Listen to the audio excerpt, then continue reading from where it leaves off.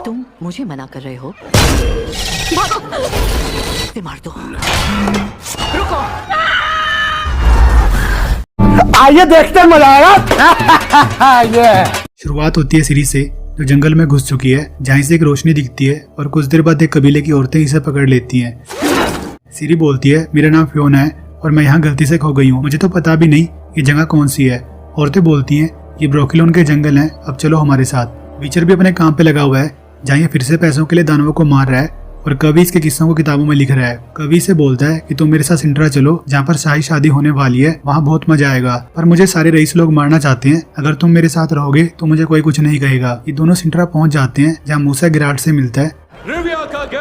गिराट पूछता है, ये सब क्या चल रहा है? मुसेक बोलता है, यहाँ सब प्रिंसेस पवेटा का हाथ मांगने आए हैं, इनसे शादी करने का मतलब है राज सिंहासन पर बैठना। गिराट पूछता है, तुम्हें क्या लगता है आज कौन पवेटा से शादी कर पाएगा? मुसेक कहता है, कुछ देर बाद पता चल जाएगा। तभी वहाँ रानी क्लांथे आती है, जो पवेटा को बोलती हैं कि ये सब जल्दी खत्म हो जाएगा बेटी, मैं भी तुम्हारे पिता से शादी नहीं करना चाहती थी, पर करनी तो पड़ी ना। पवेटा इस शादी से खुश नहीं है क्योंकि ये सब उसकी मर्जी के खिलाफ हो रहा है। और कबीले वाले लोग सीरी से पूछते हैं, तुम्हें सच में याद नहीं तुम ब्रोकिलोन के जंगल में कैसे पहुंची? पर फिर भी तुमने इसकी पुकार सुनी और यहाँ पहुंच गई। ग्रहों के टकराव से पहले ऐसे बहुत से जंगल थे, हमने खुद को बदला और हमें मारने वाले मर्दों और शक्तियों को अपना गुलाम बना लिया। अब सिर्फ हम ड्रायडस कबीले के लोग ही बचे हैं। सीरी को तभी डारा की आवाज आती है, जिसे कबीले वाले ठीक कर रहे हैं। कबीले वाले बोलते हैं, तुम दोनों को ब्रोकिलोन के जंगल का पानी पीना होगा, ये जादुई पानी है, अगर तुम्हारा दिल साफ है तो तुम्हें कुछ नहीं होगा, तुम्हारे सारे दुख दूर हो जाएंगे, और अगर तुम यहाँ कुछ नुकसान पहुँचाने आए हो खुद मर जाओगे। और मुझे लगता है फियोना तुम किसी और चीज से भी भाग रही हो। और रानी क्लांथे विचर के थोड़े मजे ले रही है कि तुमने एल्फ को कैसे मारा, जरा सबको बताओ।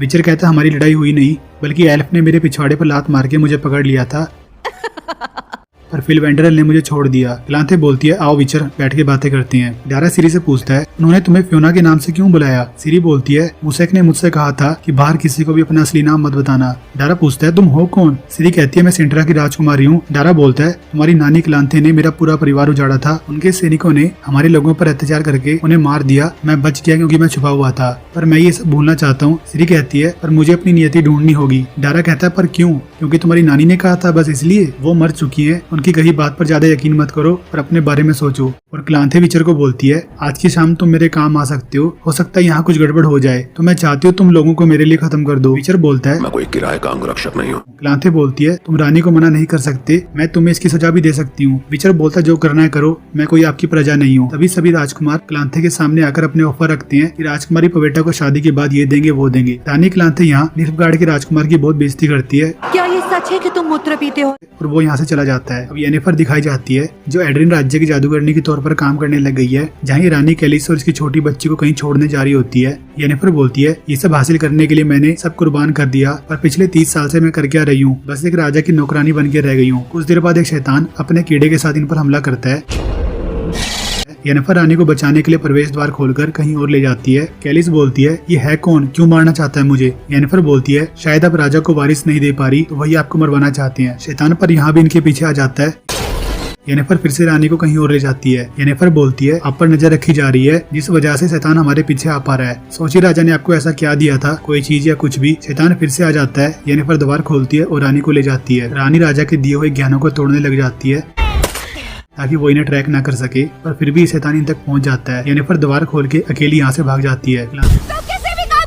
क्लांथे विचर से पूछ रही होती है कि तुम्हारे जैसे अब इतने कम क्यों बचे हैं? विचर बोलता है, कायर मोरा को भगाने के बाद से ही हम जैसों की रचना होनी बंद हो गई है, पर आप बताइए, जब आप महल में सुरक्षित रह सकती हैं, तो फालतू में लड़ाई करने मैदान में क्यों जाती हैं? क्लांथे बोलती है, दानवों को मारने में अलग ही सुकून मिलता है, ऐसा लगता है कि हम दोनों एक जैसी हैं गिराल्ट। तभी वहाँ सैनिक की ड्रेस में एक बंदा आता है कि मैं यहाँ राजकुमारी पवेटा का हाथ मांगने आया हूँ। आपकी बेटी का हाथ मांगने आया हूँ। मैं एरलन वर्ल्ड का शासक उर्चियन हूँ। क्लांथे बोलती है, एक फुद्दू से गांव का टुच्चा सा योद्धा अपना मुंह छुपाकर मेरे सामने राजकुमारी के हाथ मांगने की हिम्मत कर रहा है। उर्चियन बोलता है, मुझे क्षमा कीजिए, मैं रात 12 बजे से पहले मुंह नहीं दिखा सकता, मैंने शपथ ली है। ईस्ट कहता है, ये सब बकवास है, और इसका हेलमेट उतार के फेंक देता है। ये बंदा श्रापित निकलता है, इसका मुंह जानवर जैसा है। क्लांथे विचर को बोलती है कि इसे मार दो। विचर बोलता है, ना, मैं क्यों मारूं, ये कोई दानव नहीं है, ये योद्धा बस श्रापित है। क्लांथे के सैनिक इस पे हमला करते हैं, पर योद्धा इन्हें पेलकर बोलता है, क्लांथे मैं बस अपना हक लेने आया हूँ, आश्चर्य के कानून के तहत पवेटा मेरी है। आश्चर्य के कानून के तहत सभी सैनिक उर्चियन को मारने लग जाते हैं। पवेटा बोलते, नहीं ऐसा मत करो। तभी विचर खड़ा होकर उर्चियन को बचाता है। दोनों मिलकर सभी सैनिकों को पेल देते हैं। ईस्ट भी इनकी हेल्प करता है और रानी को बोलता है कि आश्चर्य का कानून आज भी लागू होता है। आश्चर्य का कानून लागू होता है। वहाँ बैठे सभी राज्यों के सैनिक इन पर हमला करते हैं तो रानी क्लांथे भी लड़ने आ जाती है। ये विचर को रुकने के लिए कहती है और रानी कैलिस शैतान को कहती है तुम चाहो तो ये बच्ची को मार दो, मैं राजा को उनका वारिस दे सकती हूँ। शैतान कैलिस को मार देता है और जैसे इसका कीड़ा बच्ची को मारने जाता है येनिफर वापस आके इसे मार देती है और बच्ची को उठाकर अपने साथ ले जाती है। येनिफर देखती है कि बच्ची की सांस नहीं चल रही, ये जादू से इसे होश में लाने की ट्राई करती है पर कुछ फायदा नहीं होता और शादी में पवेटा उर्चियन को जाके हक करती है और इसे बोलती है डनी मैंने तुमसे कहा था ना इन सबसे दूर रहना, तुम्हें कुछ हो जाता तो। डनी अपने हथियार फेंक कर क्लांथे को कहता है कि विचर सच बोल रहा है, मैं श्रापित हूँ, मैं बचपन में श्रापित था। आपके पति राजा रेगनार की जान बचाने से पहले मेरी जिंदगी बहुत गरीबी में कट रही थी। प्रथा के अनुसार उनकी जान बचाने के बदले मैंने आश्चर्य के कानून को चुना, इसलिए घर लौटने पर जो भी पहली चीज उनको मिलेगी वो मेरी होगी। क्लांथे कहती है तुम घटिया जानवर हो, इससे अच्छा तो मेरे पति को तभी मरने देते, वैसे भी कौन सा वो जिंदा है। विचर कहता है आप जानती थी ये अपना हक लेने आएगा इसलिए आपने मुझे इसे मारने के लिए उकसाया। ईस्ट भी क्लांथे को समझाता है कि जान बचाने के बदले आश्चर्य के कानून का हक मांगना एक सही चीज है,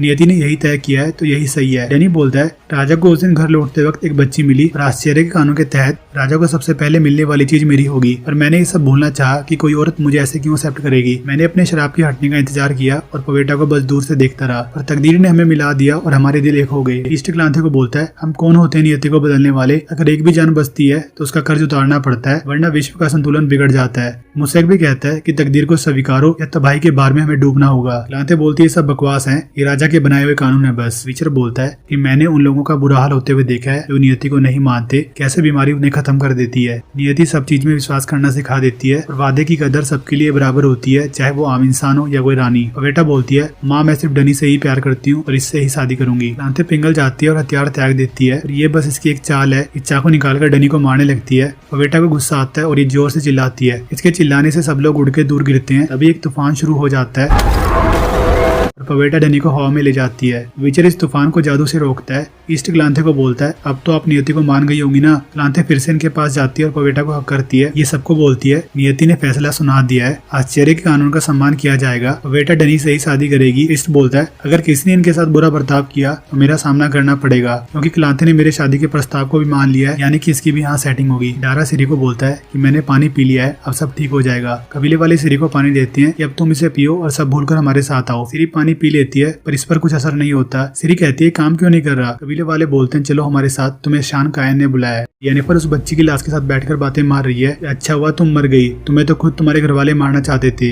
जिंदा रहकर भी क्या करती, इस दुनिया में बस दुखी मिलता। तुम एक लड़की हो जिसे बस इस्तेमाल किया जाता। येनिफर इसकी लाश को दफना देती है। क्लांथे पवेटा और डनी की शादी करा देती है कि मेरे आशीर्वाद से तुम दोनों एक हुए। दोनों पप्पी करते हैं। इसके बाद डनी को कुछ होने लगता है और इसका शराब टूट जाता है। डनी का असली थोपड़ा वापस आ जाता है, सेक्सी लौंडा निकलता है एकदम। मुझसे क्लांथे को बोलता है कि आपके आशीर्वाद देने से नियति का खेल पूरा हो चुका है और शराब हट गया। डनी पिक्चर को बोलता है आपने मेरी जान बचाई है, मुझे कर चुकाना होगा। गिराल्ट कहता है कोई ना लड़के, तू मेरी जगह होता तू भी यही करता। डैनी कहता है नहीं, मैं अपनी नई जिंदगी कर्जे में डुबाकर शुरू नहीं कर सकता। गिराल्ट बोलता है ठीक है तो मेरा भुगतान भी आश्चर्य के कानून के तहत कर दो, पर करोगे कैसे, तुम्हारे पास तो कुछ है नहीं। क्लांथे बोलती है ये तुमने क्या किया विचर। तभी पवेटा को उल्टी होती है और ये माँ बनने वाली है। यानी कि इस हिसाब से डनी के पास सबसे पहली चीज इसका बच्चा हुआ जो कि विचर का होगा। विचर यहाँ से जाने लगता है। मुसा कहता है यहाँ रुक जाओ गिराल्ट, तुम अपनी नियति से बन चुके हो। गिराल्ट बोलता है मुझे जाना होगा, मैं नहीं बदल सकता। मुसा कहता है तुम नियति पर विश्वास ना करके गलती कर रहे हो, तुमने पवेटा के साथ जो भी हुआ देखा ना। गिराल्ट कहता है वो बस अपने प्रेमी को बचाने के लिए जादू कर रही थी। मुसा कहता है पवेटा के बच्चे का और तुम्हारा रिश्ता एक बहुत शक्तिशाली होगा, अगर आज तुम यहाँ से चले गए तो हमारे ऊपर बहुत मुसीबतें छोड़ जाओगे। गिराल्ट कहता है कोई ना, देखी जाएगी, तुम अपना ध्यान रखना और ये सब संभाल लेना मेरे दोस्त। विचर इन बातों को बकवास मानकर यहाँ से चल पड़ता है और इसके बाद हमने देखा ही था कैसे सिंट्रा राज्य नीलफगार्ड के हमले से तबाह हो गया। अब नीलफगार्ड के लोग दिखाए जाते हैं जो सिरी को ढूंढ रहे हैं। जादूगरनी फ्रिंजलिया क्लांथे की लाश के जरिए पता लगाती है कि सिरी ब्रोक्लियन के जंगल में है। नीलफगार्ड के लोग अब ब्रोक्लियन की तरफ निकल पड़ते हैं। इन्होंने मुसेक को भी बंदी बनाया हुआ है। कबीले वाले सिरी को अब पवित्र पेड़ से पानी पीने के लिए कहते हैं, क्योंकि पहले वाले से सिरी को असर नहीं हुआ। पानी पीते ही सिरी रेगिस्तान में पहुंच जाती है, जहाँ ये पेड़ सिरी से पूछता है आखिर तुम हो क्या बच्ची।